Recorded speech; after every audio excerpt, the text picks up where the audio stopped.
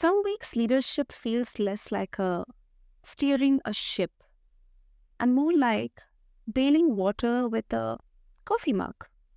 If you are carrying a team, a target, and quietly your own exhaustion, you're not alone, my friend. We are not romanticizing grind. We are building an operating system that raises the bar and lowers the heart rate. Welcome back, listeners, to this episode of the BizBlend podcast. I'm Sana, and our guest has helped scale through hypergrowth, led dozens of acquisitions and exits, and he still shows up with a servant leader mindset that turns chaos into cadence. No theory, just scar tissue and systems, weekly rhythms that protect energy, decision rights that cut politics, trauma-aware practices that create safety, and AI workflows that actually move the P&L. So if you lead people or you want to lead yourself better, this one's for you. Breathe. Let's build something sustainable, listeners. And listeners, meet my incredible guest, Kurt Uhlir. So Kurt, welcome to the show, and it is really an honor to have you here with us. Hey, thank you for having me. Okay. So first of all, when I was going through the intro, I think one particular phrase really like connected with me, and that this is something that I've also learned through doing so many shows on BizBlend. Servant leadership operating system, Kurt. So when you say that, what are the non-negotiable components, like the weekly cadence or the decisions, the feedback loops, like you would like to install in the first 30 days? Yeah, there's 5 real things that I would walk through that are big parts for my kind of calm execution operating system. The first step for implementing with everybody actually isn't even in that operating system. It's making sure everybody in the company, whether that's a large enterprise company or for small SMBs, that they all understand what servant leadership means. Because I think too many people complicate leadership. And for me, it's actually very simple. There's either authoritative leadership, which at the end of the day is do what I say, how I say it, usually in the time frame that I want, or you're going to be fired. And the second is, takes the approach that says the moment I hire you, I've actually not hired you to do tasks. I've hired you to help me reach a business outcome, at which point then my job shifts to how can I help serve you to help me reach the business outcomes that I want. And I think too many people overcomplicate that. And so that's kind of the first bit before I would even get into those 5 steps of that kind of operating system. We can talk through the operating system, but for me, things really come down to decision rights. Who has the ability to make decisions in a company? Making sure we all kind of work through no surprise communication. I find surprises tend to bring emotions when they don't need to be. Emotions are okay, but not when they come on all of a sudden. Cross-functional pipelines, more important, I think, actually in smaller teams than for big enterprises where things may be a little bit more defined. Using your calendar as a strategy would be number 4. And then the 5th thing for me comes down to scoreboards that actually move behavior, because behavior is going to lead to outcomes. Yeah. First of all, thank you for sharing that, Kurt. I think two things here. So number one is one thing which I think many of the first-time founders, they kind of, unintentionally ignore because, let's admit it, it's just a lot of hustle in there and it's quite challenging initially. And this is something that, I've actually got to hear from so many guests, that there's no clarity on the structuring, specifically when it comes to the decision rights. And that's something that really, I would specifically take away from all the 5 components here. And the last one, which you mentioned, so the essence or the value of it not being an operating system, but it coming from a more like an intentional POV, that instead of just giving a task and managing the output or checking the output, you are actually working, with the founder or the business owner to help the business grow, not just get the output done. So I think that is something. Do you think it is possible across all the sizes of businesses, like in large company also, or maybe in a startup or a medium business, or it depends on the leader? It doesn't depend on the leader as much. I mean, it depends on the leader only in that whether you're the boss or the manager, or whether the person that's being led, those individual contributors. They I find we all come with the trauma from bad bosses, maybe from bad parents, or from a company that we worked on with that may not operate the way we'd like. To your point, there's a lot of ambiguity in companies, and so especially when you're trying to instill initially, like, the concept of who has the responsibility for making decisions, and how does that change over time. You can say things verbally to people, but that's going to be interpreted from the filter of the person you're saying it to, and from your own experience as well. And so it usually comes down to me, it's not so much the size of the company as acknowledging that we all have baggage. Like, we're all going to catch a plane or a bus, and we're carrying that suitcase with us. But that suitcase, in the leadership world, is filled with all the interactions that we've had or that our employees have had in their past. And that's just coming along with them, whether they like it or not. But people are usually, especially at smaller businesses, they have not taken the time to think about what they've actually hired people to do and what they want.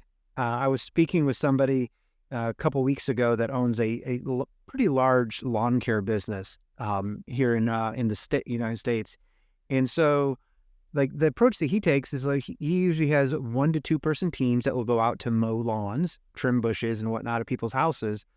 Well, I asked him what's different from how he manages his teams versus others. And he said, well, the smaller companies, and how he started was, he said, they hire somebody to make sure that they go out and mow those lawns in the smallest amount of time usually, and to get into the next thing. And he thought about it, and he said, that's not actually what I want, because he thinks about how often customers churn out of businesses like that.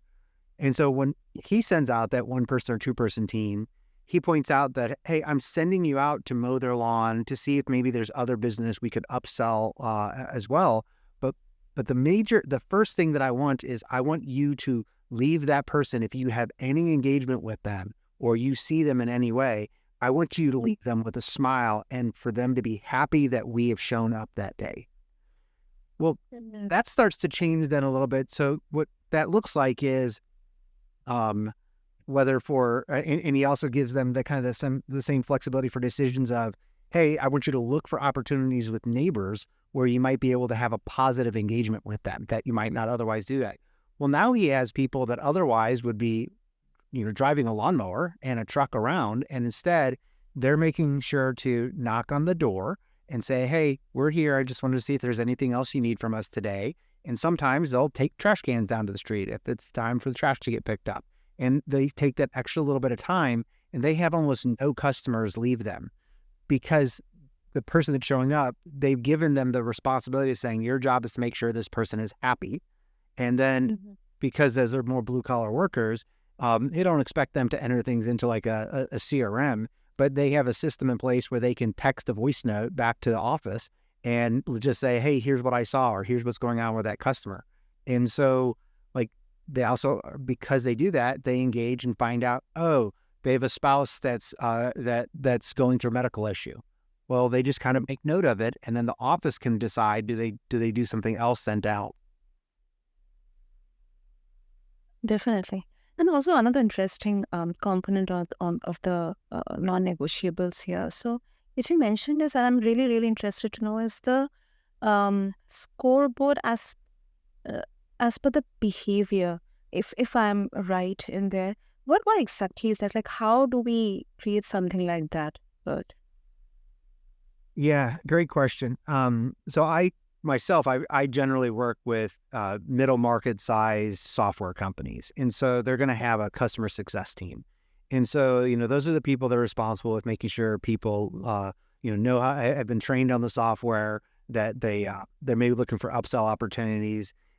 They're usually, those companies will fold in support into that customer success team as well. Well, I'll go into a lot of the companies and I look to see what the dashboards are that they have, and what they're tracking is they're trying to optimize for the smallest amount of time that a ticket stays open. And so I stepped in a company that the investors brought me in. We ended up selling it to a mid-market company that I stayed at for a number of years. Well, when I came in, that was their goal. They wanted the smallest amount of time from initial response, and then the smallest amount of time that a ticket could be opened. Well, I started running some reports and I went, wait a second. I'm seeing that like the number of tickets you all have from an individual customer basis is like 5 times the number that I would expect it to be. And when you start to dig into and you look at what those tickets are, people were being scored on, and they were actually being compensated on having those tickets close quickly, but they weren't solving people's problems. The onboarding side of customer success, they were trying to get through webinars and demos and initial training sessions fast, as opposed to making sure that people understood. And so the initial thing I did, I actually just broke their entire customer success dashboard. I said, I don't care. Tickets could stay open for 2 years for all I care. I want to make sure problems are solved. And so we did come back in, but what we ended up coming back in was to track to see from the customer success side, were people actually using the software? Were they getting the value that they had been sold that they could be done out of it? Now, support tickets are part of that, and trainings are part of that, but the goal isn't to close a ticket. The goal is to solve a problem, and actually to make sure that the customer is getting value out of it, that's the reason they're paying for it. I mean, nobody wants software. They want some solution done out of it.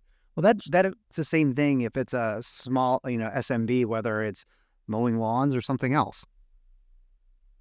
That is actually very interesting. And this is sometimes, it becomes quite a low-hanging fruit in there, because the front facing, or the sales team is very aggressive, and, they are meeting their numbers. They are actually closing deals in there. But I think this particular exercise example that you gave, I think it also directly contributes to the LTV, the retention, and the clients, the people who are using your software as a solution, becoming your advocates.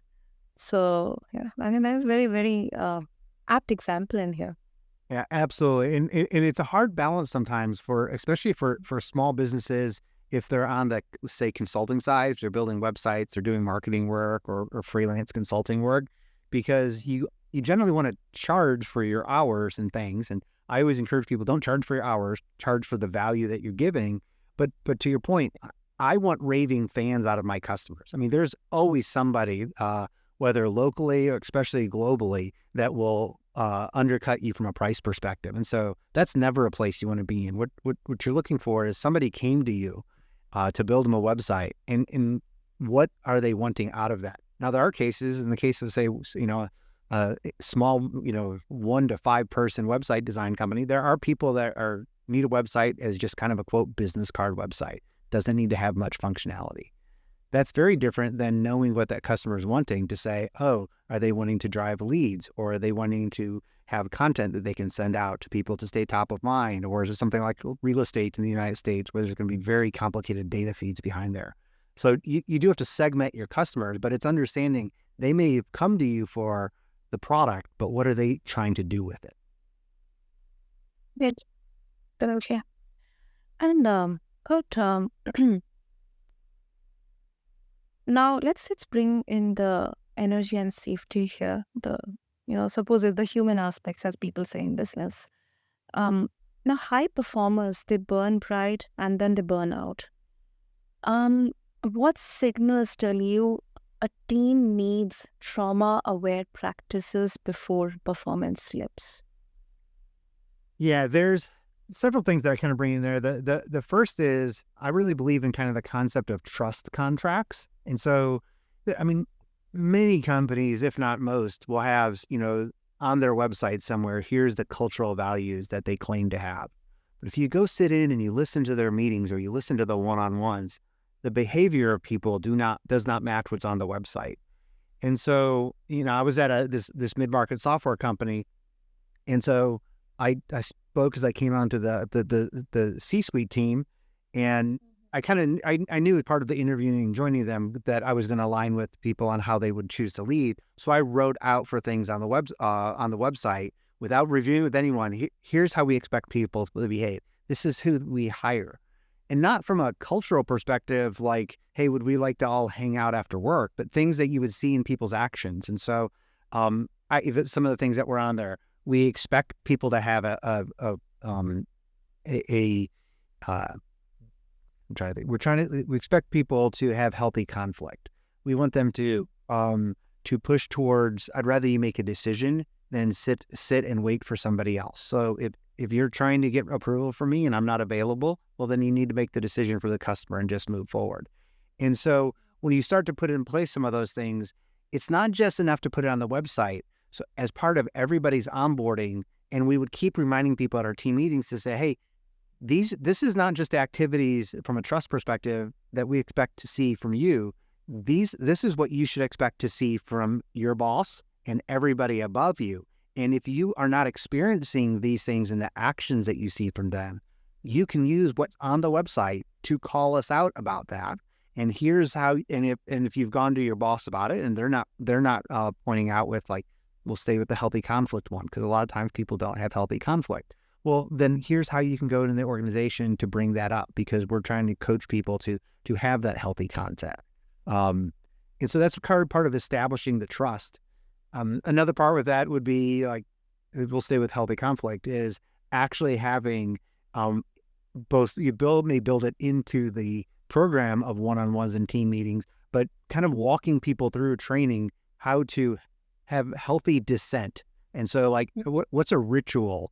How in a big meeting or small meeting, and sometimes it may differ depending on the person, how can they say that they disagree or that they have a different idea? Or one of the things that I'm really big on is, especially from people that are individual contributors in companies that are talking to the customers, because they usually have the best feel for what's going on, but they may not be able to articulate in the way that a boss could. And so we put in place rituals that says, hey, like at the end of the meetings or on one-on-ones, we usually have a question, something like, hey, do you have a gut feeling for anything that's not going right?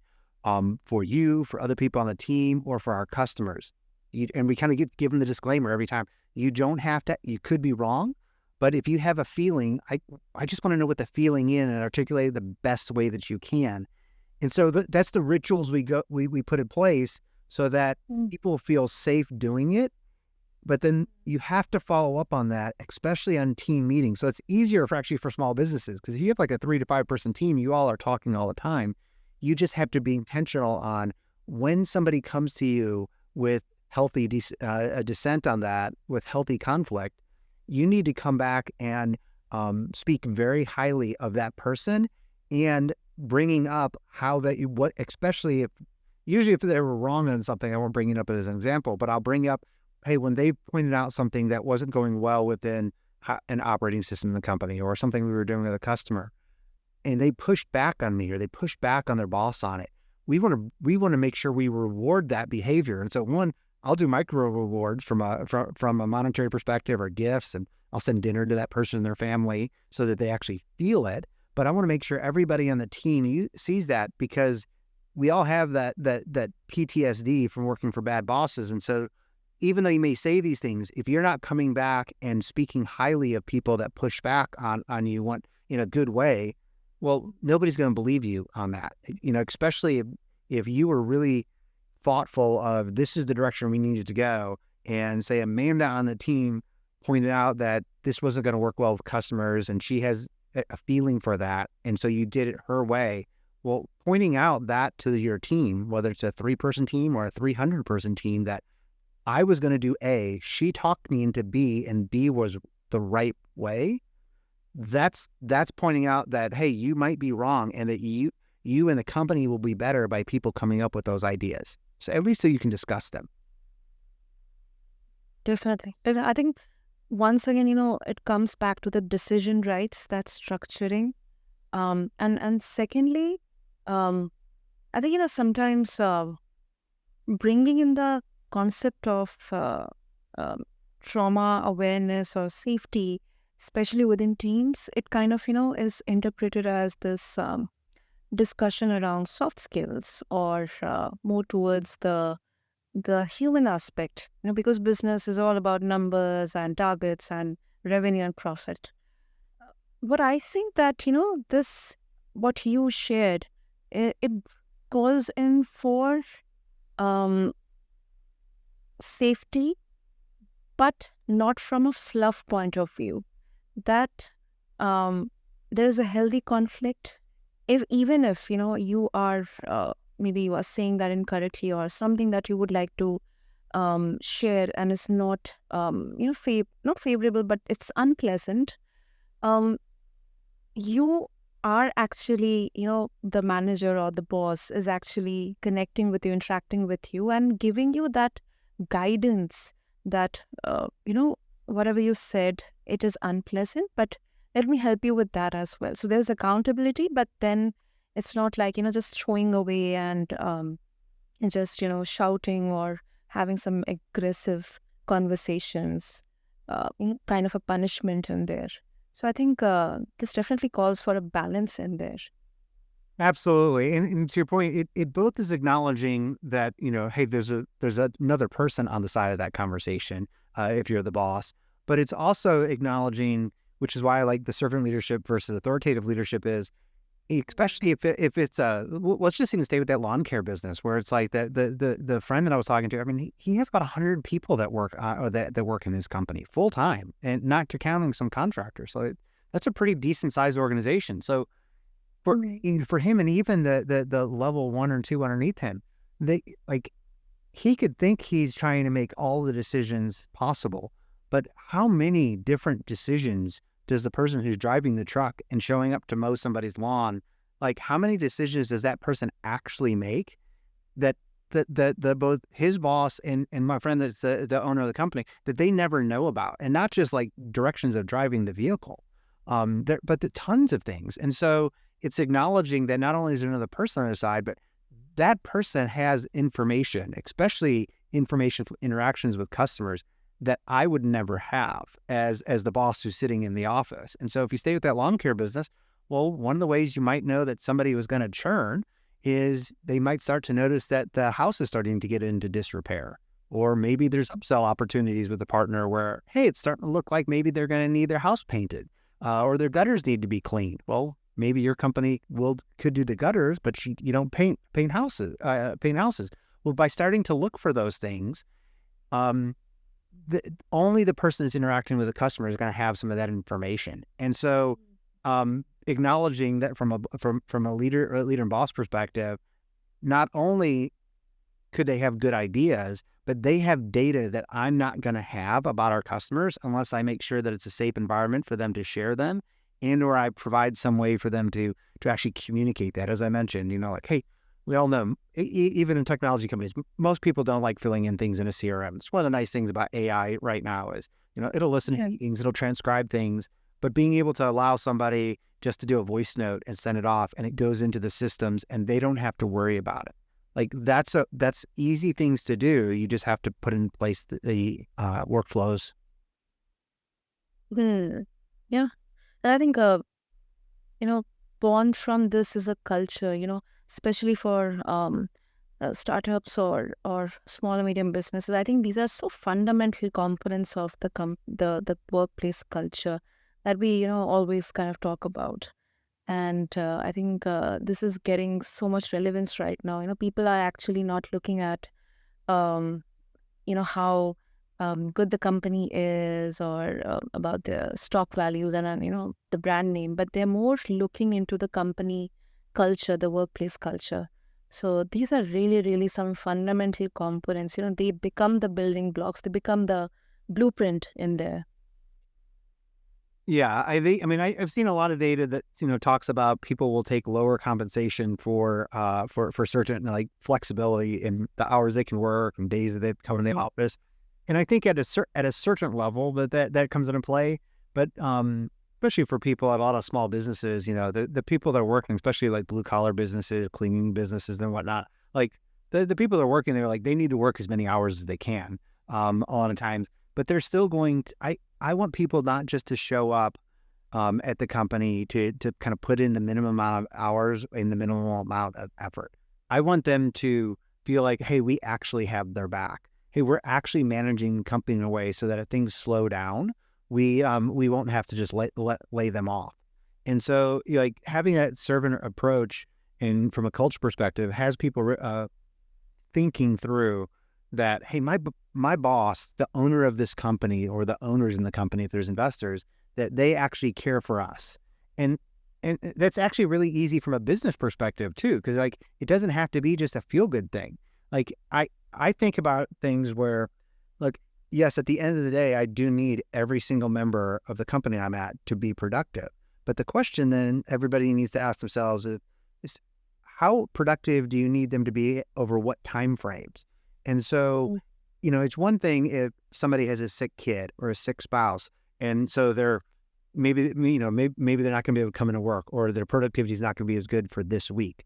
Well, that's a small thing. If they're a high performer, you may not think about that.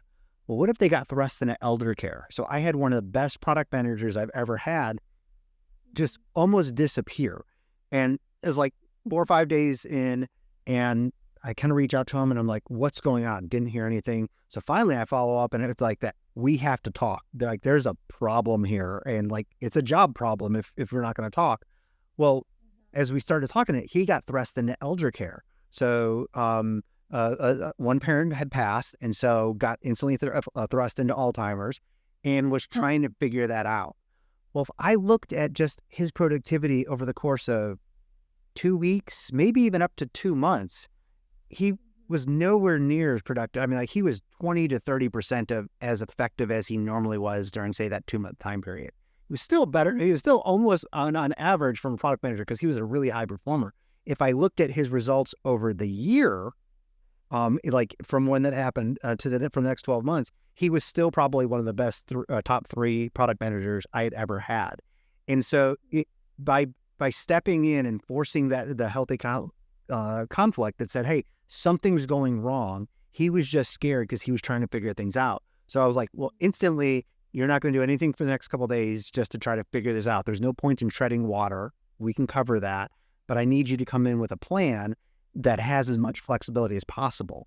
And so with that, he was still able to be productive, and it shortened the amount of time that both he was able to help his father as well as and get back to work, but also he felt better. There was less stress from there. And so from a business perspective, I did need him to perform, but I was building a big company at the time. So yeah, if he was less productive for 60 days, I could deal with that. If it had been 6 years, well, that's going to have to be a different kind of conversation. But that's why you have to have those conversations and think about, like, yes, as an individual, you may have a heart for helping the person, but at the end of the day, the company has to make money and profit to be able to provide for people. And so as long as you're talking through with them about what that looks like, well, then they're okay coming to you and saying, hey, this is going on in my life, or this is happening even in work or with conflict with someone else.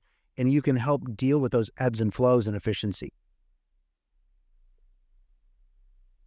You know what, Kurt? I believe that still, I don't know the latest, kind of shift, but this is something that, for me, a few years back would be too good to be true.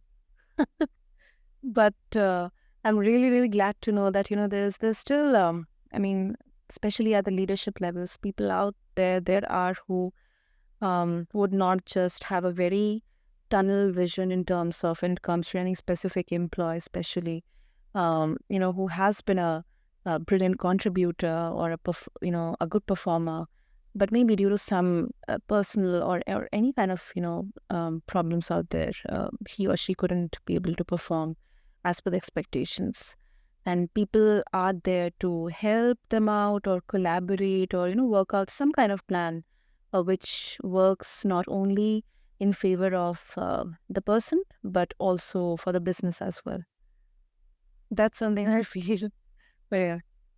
Yeah, I mean, by all means, like, so I do a lot of keynote talks on servant leadership around the world. And so I do find that when an event or a company will bring me in, it tends to fall into two very different approaches to how they would prefer that talk to happen. One is kind of from the moral or it's just the right thing to do perspective. And that's okay. And those companies are usually performing pretty well from a margin and revenue perspective to have that kind of margin. The other side is people say, hey, I've heard some of your talks where you just come in with the numbers. And like I've kind of come into people, I'm like, if you gave me $10 million to go start a new company or $50 million for part of a venture capital raise, by far, me implementing a high-performing servant leadership approach is going to grow the company faster with more resilience than taking that authoritative leadership perspective. So like all of the numbers back that up. And I've done it repeatedly on things, but it does take changing people's viewpoints to saying this, like most people, you can walk them through that business case. I mean, I've written this, like 9,000 word article on my website that's an ebook. It's been downloaded like 250,000 times, just called The Business Case for Servant Leadership. And because it literally just kind of walks through what we just talked about. That was like, hey, at the end of the day, you need people to perform, but it's not about getting them to perform just for a week. Like you're building a company. The company's not going to disappear at the end of the quarter. Unfortunately, too many managers do try to run things, and too many companies compensate people just based on hitting quarterly numbers. And so that goes back to that dashboard we had before about what you're tracking, what you're rewarding people on, that's what most people are going to perform to. And so I really do like privately held companies, mid-market companies where they'll put in place compensation packages almost for everybody a lot of times where, yeah, there's the cash bit that everybody needs, but there's going to be things tied to long-term value. Because, I mean, I've worked at companies too, and it's no problem. But when the investors say, the only thing we care about is getting this $25 million a year company to a $50 million a year company to be able to sell it within the next 24 months. Okay, like they're clear.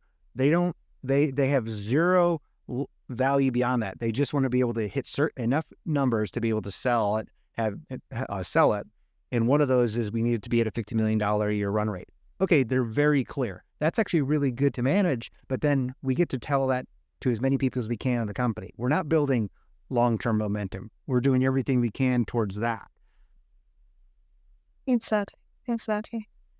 And although we're short on time, but because you had mentioned AI, I would just like to bring in, how, like, where do AI-enabled workflows actually reduce cycle time? Like, how do you prove it on the P&L?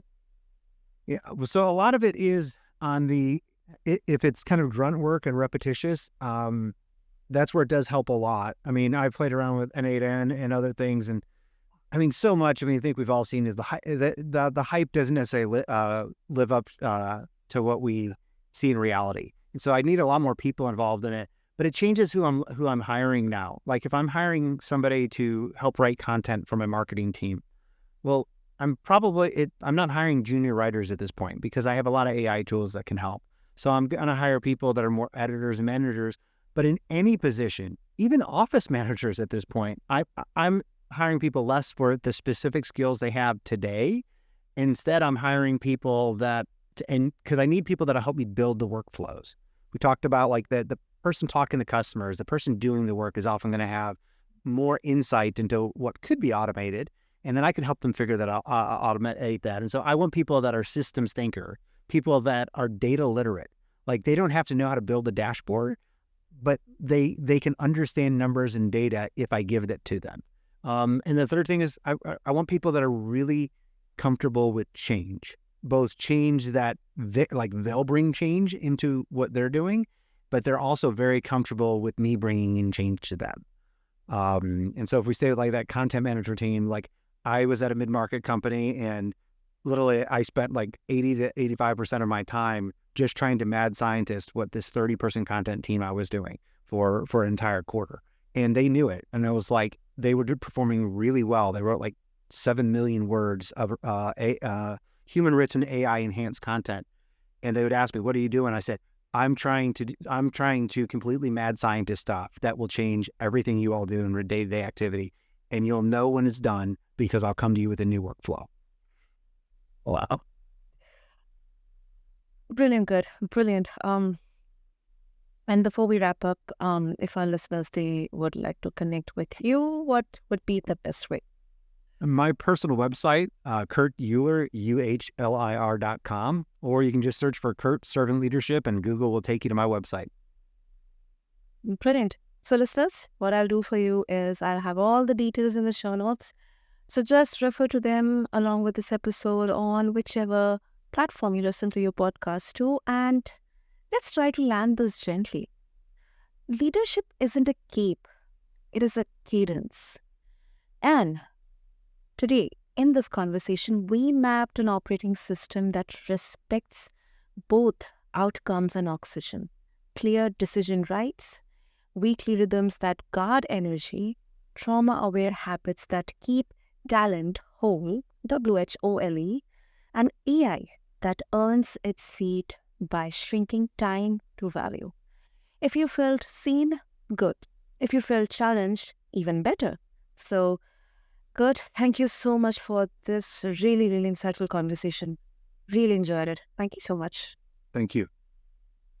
And to all the listeners, thank you so much for tuning into this episode of the BizBlend. Until next time, this is Neil Sana signing off. Thank you.